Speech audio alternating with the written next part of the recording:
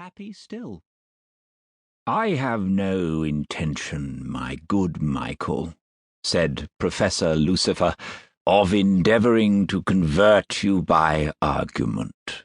The imbecility of your traditions can be quite finely exhibited to anyone with mere ordinary knowledge of the world, the same kind of knowledge which teaches us not to sit in draughts, or not to encourage friendliness in impecunious people.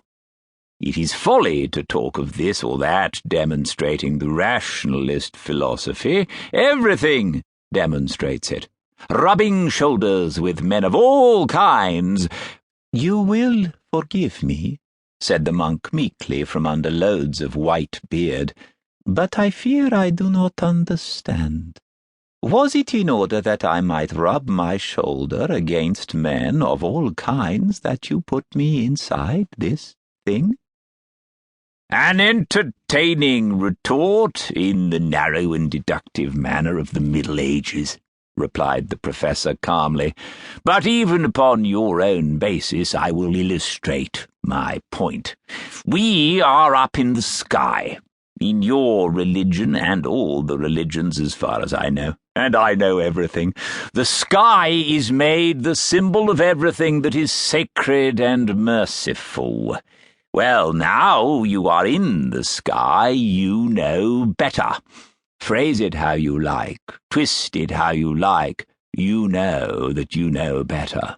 You know what are a man's real feelings about the heavens when he finds himself alone in the heavens, surrounded by the heavens.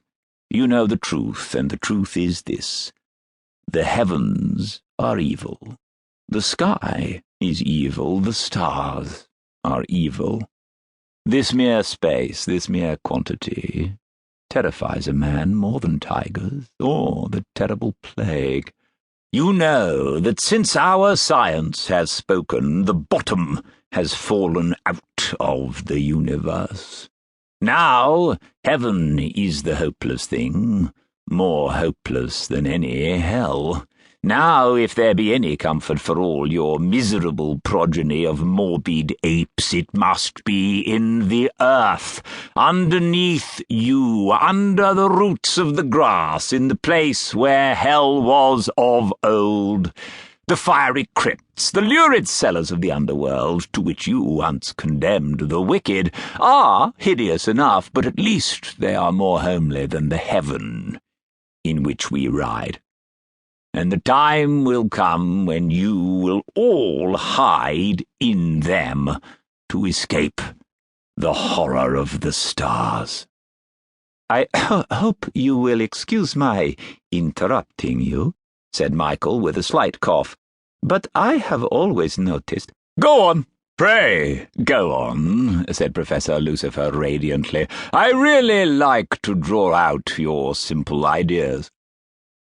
"Well, the fact is," said the other, "that much as I admire your rhetoric and the rhetoric of your school, from a purely verbal point of view, such little study of you and your school in human history as I have been enabled to make has led me to a rather singular conclusion, which I find great difficulty in expressing, especially in a foreign language." Come, said the professor encouragingly. "I'll help you out. How did my view strike you?" "Well, the truth is, I know I don't express it properly, but somehow it seemed to me that you always convey ideas of that kind with most eloquence when... "Oh, get on!" cried Lucifer boisterously.